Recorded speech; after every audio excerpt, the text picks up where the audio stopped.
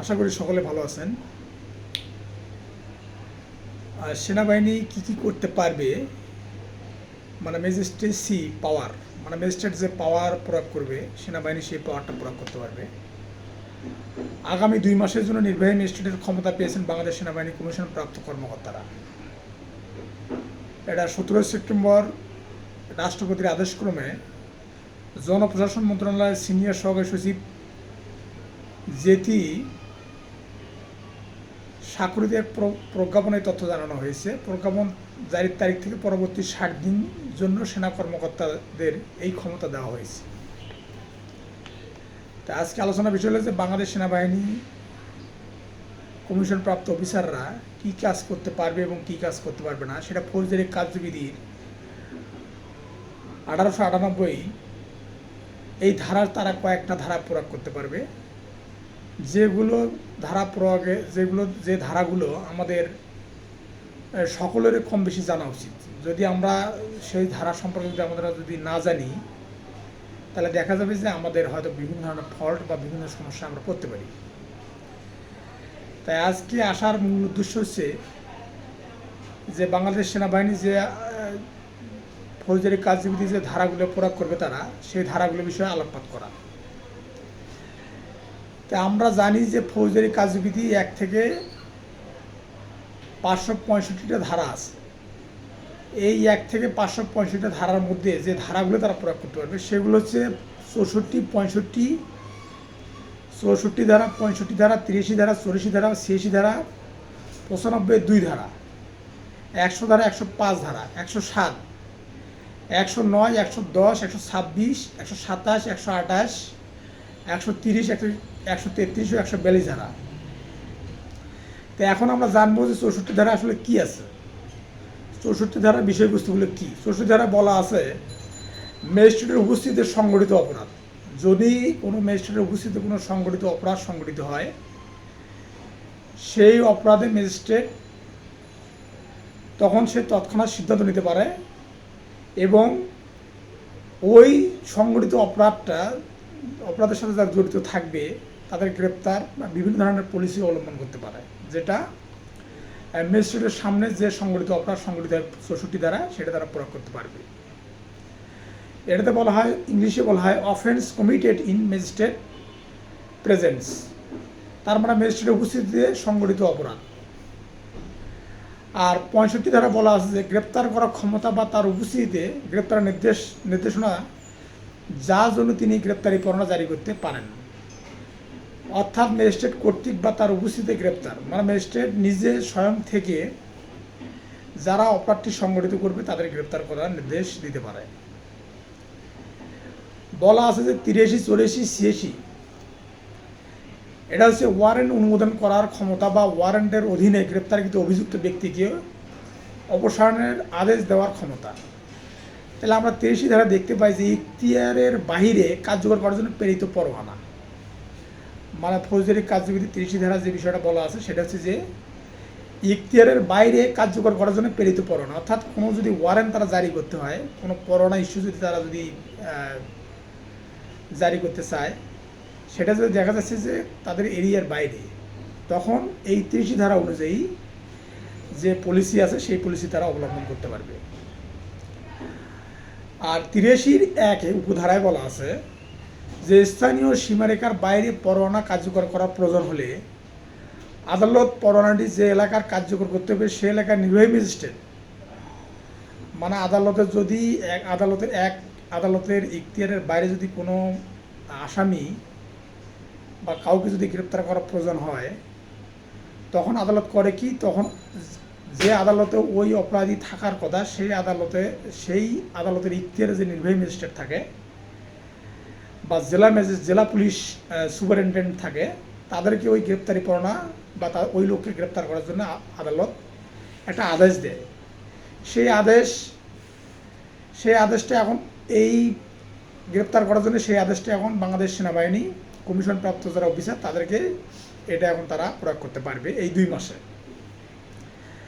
তার মানে কোনো আসামি যদি আদালতের ইখতিয়ারে যদি বাইরে থাকে, যদি আদালত বলে যে আমার অমুক আসামি প্রয়োজন, যে আসামি যদি রংপুরের কেস হয়, যদি সেই আসামি যদি ঢাকায় অবস্থান করে, তাহলে কিন্তু এই কমিশন প্রাপ্ত অফিসার যিনি বাংলাদেশ সেনাবাহিনীর তিনি কিন্তু ওই দায়িত্বটা, অর্থাৎ এই দায়িত্ব পালন করতো নির্বাহী ম্যাজিস্ট্রেট, পুলিশ সুপারিনটেন্ডেন্ট এবং মহানগর এলাকার জন্য পুলিশ কমিশনার।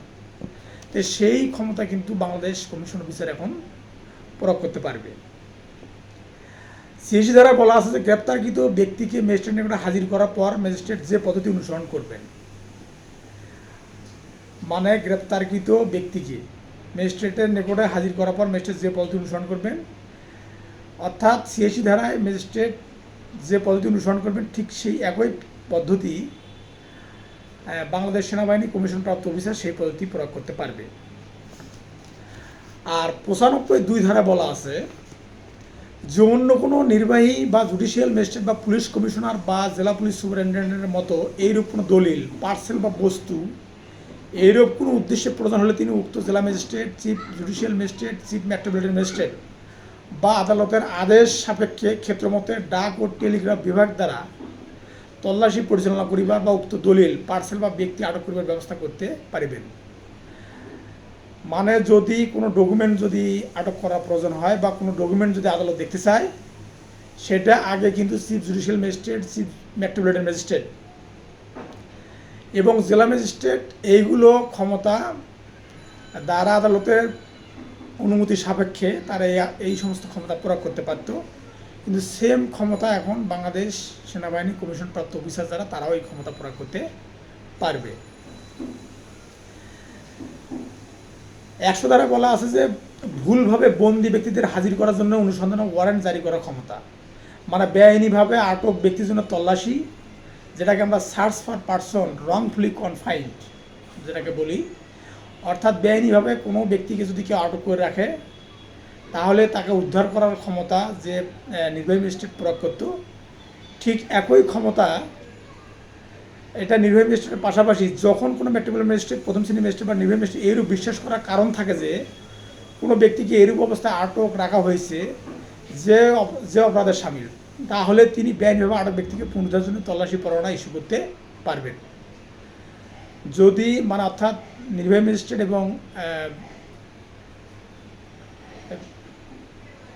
ম্যাজিস্ট্রেট এবং প্রথম শ্রেণী ম্যাজিস্ট্রেট যদি মনে করে যে কোনো ব্যক্তিকে বেআইনিভাবে আটক করা হয়েছে, তাহলে তাকে পুনরুদ্ধার করতে পারবেন এবং তাকে উদ্ধার করতে পারবেন। ঠিক একই ক্ষমতাটা এখন বাংলাদেশ সেনাবাহিনীর কমিশন প্রাপ্ত অফিসার যারা আছে তারাও এই ক্ষমতাটা প্রয়োগ করতে পারবে।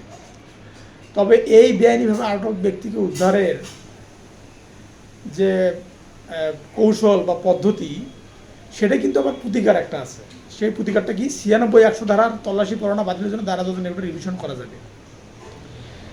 তো বেআইনিভাবে আটক ব্যক্তিকে যদি বেআইনিভাবে কোনো ব্যক্তিকে আটক করা হয় এবং সেটা যদি তল্লাশি পরোয়ানা যদি প্রথম শ্রেণী ম্যাজিস্ট্রেট বা নির্বাহী ম্যাজিস্ট্রেট যদি জারি করে, তাহলে কিন্তু এই জারির বিরুদ্ধে রিভিশন করা যাবে দায়রা জজ আদালতে। মানে বেআইনিভাবে আটক মানে সার্চ ওয়ারেন্ট যেটাকে বলে, এই সার্চ ওয়ারেন্ট যদি কেউ যদি দাবি করে বা কেউ যদি সার্চ ওয়ারেন্টের অভিযুক্ত হয় বা সার্চ ওয়ারেন্টের মধ্যে পড়ে, তাহলে এইটাকে আবার দায়রা জজে আবার এটা রিভিশন করা যাবে যে সার্চ ওয়ারেন্ট উনি যে মিথ্যাভাবে বলতেছে যে আমার কাছে অমুক ব্যক্তি বেআইনিভাবে আটক আছে, আসলে ওই ব্যক্তি বেআইনিভাবে আটক নাই। এইরকম একটা পলিসি বা এইরকম একটা কৌশল অবলম্বন করে দায়রা জজে রিভিশন দায়ের করা যাবে। তারপর বলা আছে যে 105 ধারা প্রয়োগ করবে, সরাসরি তল্লাশি করার ক্ষমতা তার উপস্থিতিতে যে কোনো স্থান অনুসন্ধানের জন্য তিনি সার্চ ওয়ারেন্ট জারি করতে পারবেন। মানে ম্যাজিস্ট্রেট তার উপস্থিতিতে তল্লাশির আদেশ দিতে পারবেন। তাহলে 105-এ বলা আছে যে ম্যাজিস্ট্রেট তার উপস্থিতিতে তল্লাশির আদেশ দিতে পারবেন, অর্থাৎ যে কোনো জায়গা তল্লাশি করার জন্য ম্যাজিস্ট্রেট আদেশ দিতে পারবেন। এখন একই ক্ষমতা বাংলাদেশ সেনাবাহিনীর ওয়ারেন্ট অফিসাররা প্রয়োগ করতে পারবে। 107 ধারা বলা আছে যে শান্তি বজায় রাখার জন্য নিরাপত্তার প্রয়োজনীয় ক্ষমতা, মানে অন্য অন্য ক্ষেত্রে শান্তি রক্ষার জন্য মুসলেকা, মানে security for keeping the piece in other case. অর্থাৎ 107 ধারায় মানে 106 ধারার ক্ষেত্র, অর্থাৎ দণ্ডিত হওয়ার পর শান্তি রক্ষার মুসলেকা ব্যতীত অন্য অন্য ক্ষেত্রে জেলা ম্যাজিস্ট্রেট বা নির্বাহী ম্যাজিস্ট্রেট শান্তি রক্ষার জন্য অনধিক 1 বছরের জন্য, জামিনদার সহ বা জামিনদার ব্যতীত কেন একটি মুচলেকা সম্পাদন করার আদেশ দেওয়া হবে না, এইরূপ কারণ দর্শানোর আদেশ দিতে পারেন। তার মানে 106 ধারায় যদি কেউ যদি দণ্ডপ্রাপ্ত হয়, এটা যে মুচলেকার বিষয়টা যে বলছিলাম, যে আমরা যে মুচলেকা যে আদালত গ্রহণ করে, তো ঠিক এই বিষয়টা এখানে আলোচনা করা হয়েছে যে শান্তি রক্ষার জন্য মুচলেকা, অর্থাৎ যদি নির্বাহী ম্যাজিস্ট্রেট বা যদি কোনো আদালত যদি মনে করে যে এই ব্যক্তির কাছে শান্তি রক্ষার মুচলেকা নেওয়া প্রয়োজন, মানে সে যে অপরাধে দণ্ডিত হয়েছে এই অপরাধটা সে আরেকবার করার সম্ভাবনা আছে বা এইরকম একটা সম্ভাবনা আছে, তখন কিন্তু তার জন্য যে মুচলেকা নেওয়া হয়, এটা হলো শান্তি রক্ষার মুচলেকা। এটা হয় 1 বছরের জন্য, অনধিক 1 বছরের জন্য। মানে অর্থাৎ সে একটা জায়গায় কোনো অপরাধ বা কোনো এক জায়গায় বিশৃঙ্খলা সৃষ্টি করছে বা উৎপাত করছে, গণ উপদ্রব সৃষ্টি করছে, এইরকম একজন ব্যক্তিকে যদি সে যদি দণ্ডিত হয় এবং পরবর্তীতে যদি মনে হয় আদালতের কাছে যদি মনে হয় বা নির্বাহী ম্যাজিস্ট্রেটের কাছে যদি মনে হয় যে এই লোকটা আবার এই ধরনের অপরাধ করতে পারে, তাহলে কিন্তু শান্তি রক্ষার জন্য মুচলেকা নিতে পারে, সেটা নির্বাহী ম্যাজিস্ট্রেট বা আদালত, প্রথম শ্রেণী ম্যাজিস্ট্রেট আদালত। তাহলে প্রথম শ্রেণী ম্যাজিস্ট্রেট আদালত বা নির্বাহী ম্যাজিস্ট্রেট যে মুচলেকাটা নেওয়ার যে ক্ষমতাটা পেয়েছে, ঠিক একই ক্ষমতাটা বাংলাদেশ সেনাবাহিনীর কমিশনপ্রাপ্ত যারা অফিসার তারা এই ক্ষমতাটা প্রয়োগ করতে পারবে। 109 ধারায় বলা আছে যে ভবঘুরে এবং সন্দেহভাজন ব্যক্তির ভালো আচরণের জন্য নিরাপত্তার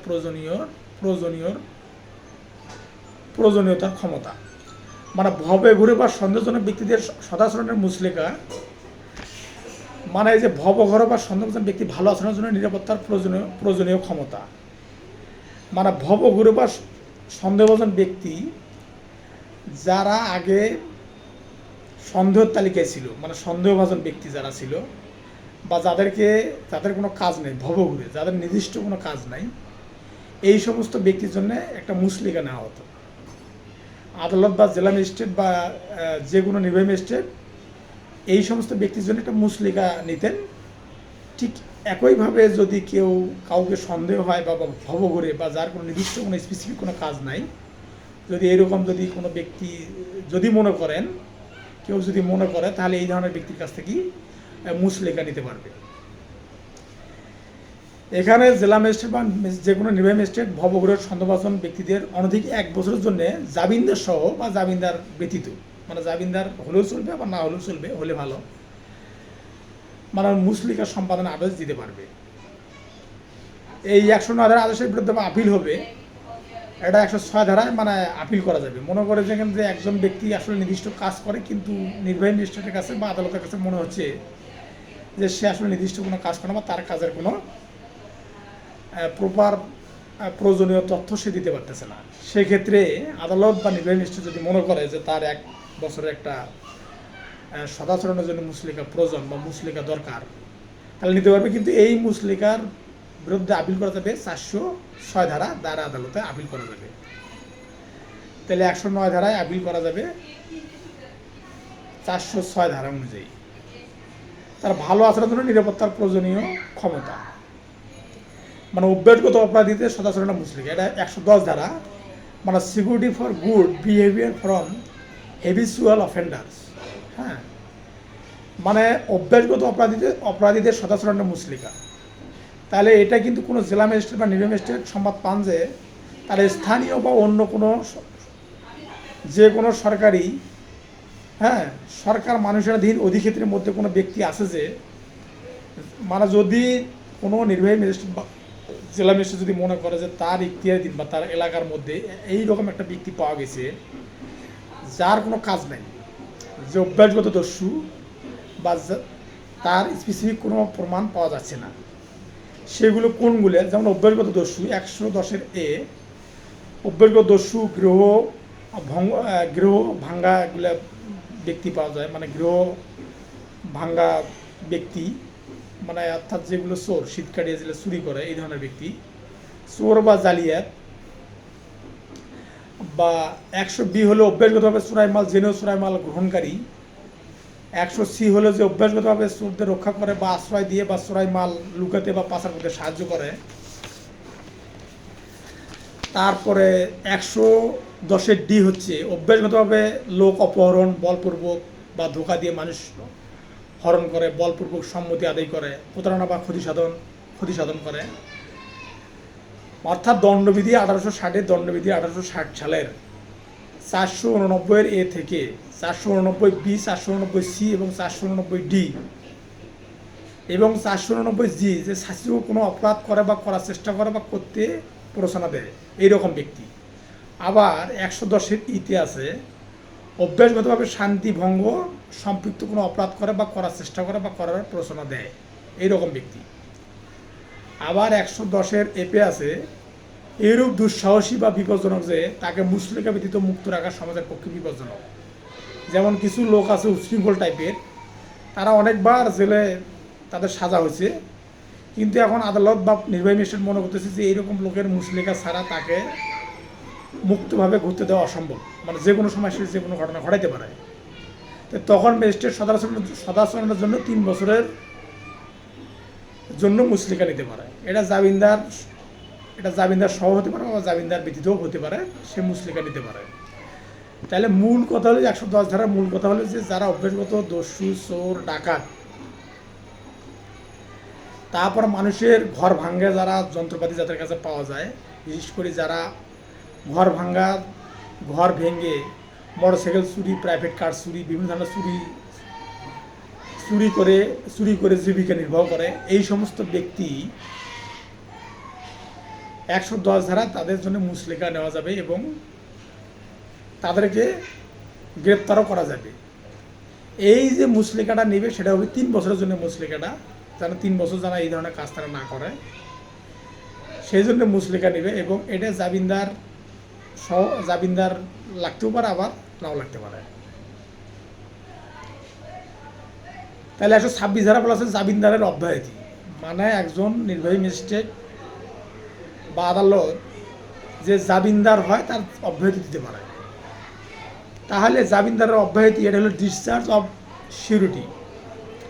তাহলে 126 এক ধারায় আছে জামিনদার জেলা ম্যাজিস্ট্রেট বা নির্বাহী ম্যাজিস্ট্রেট কোনো সম্পাদিত মুচলেকা বাতিল করে অব্যাহতির আবেদন করতে পারে।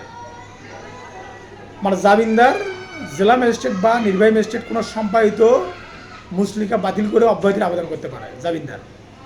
126 2 ধারা এরূপ আবেদনের পর অভিযুক্ত যে ব্যক্তির জন্য জামিনদার দায়ী তাকে উপস্থিত করতে ম্যাজিস্ট্রেট সমন বা ওয়ারেন্ট জারি করতে পারেন। যেমন ধরেন যে কোনো ব্যক্তির আমি জামিনদার হচ্ছি, যে ওই ব্যক্তি জামিন দেন।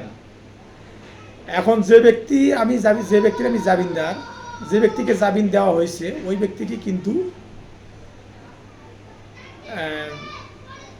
ম্যাজিস্ট্রেট ওই ব্যক্তিকে হাজির করার জন্য সমন বা ওয়ারেন্ট জারি করতে পারেন। এই ক্ষমতাটা এখন বাংলাদেশ সেনাবাহিনীর কমিশনপ্রাপ্ত অফিসার যারা, তারা এই ক্ষমতাটা প্রয়োগ করতে পারবে। তা আমি গতবার বলছিলাম যে গত একটা ক্লাসে বলছিলাম যে মুচলেকা হলো 2 ধরনের, একটা হলো শান্তি রক্ষার জন্য মুচলেকা আর একটা হলো সদাচরণের জন্য মুচলেকা।